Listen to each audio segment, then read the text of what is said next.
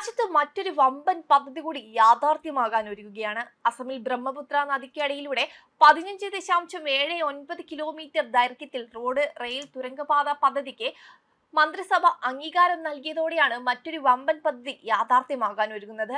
ബ്രഹ്മപുത്ര നദിക്കടിയിലൂടെ റോഡും റെയിലും ഒരുമിച്ച് നിർമ്മിക്കുന്ന അപൂർവ പദ്ധതിയാണിത്. 18,665 കോടി രൂപ ചെലവ് പ്രതീക്ഷിക്കുന്ന പദ്ധതി വെള്ളത്തിനടിയിലൂടെയുള്ള ഇന്ത്യയിലെ ആദ്യത്തെയും ലോകത്തെ രണ്ടാമത്തെയും റോഡ്, റെയിൽ തുരങ്കമായിരിക്കും.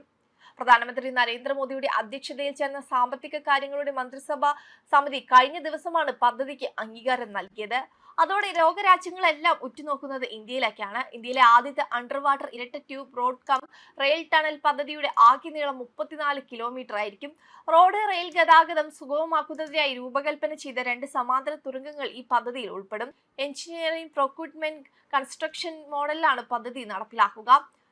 പൂർത്തിയാകുമ്പോൾ ഇത് ഇന്ത്യയിലെ ആദ്യത്തെ under water road cum rail ടണലും ലോകത്തിലെ രണ്ടാമത്തെ അത്തരത്തിലുള്ള തുരങ്കവുമാവും. പദ്ധതി അസമിലേക്കും അരുണാചൽ പ്രദേശിലേക്കും അതിവേഗ കണക്ടിവിറ്റി നൽകും. അസമിലെ ബ്രഹ്മപുത്രയ്ക്ക് കുറുകെ ഗോഖ്പൂരിനെയും സുമലിഘട്ടിനെയും ബന്ധിപ്പിക്കുന്ന 15.8 കിലോമീറ്റർ ദൈർഘ്യമുള്ള ഇരട്ട ടണൽ നിർമ്മിക്കുന്നതിന് അടുത്തിടെ അനുമതി നൽകിയിരുന്നു.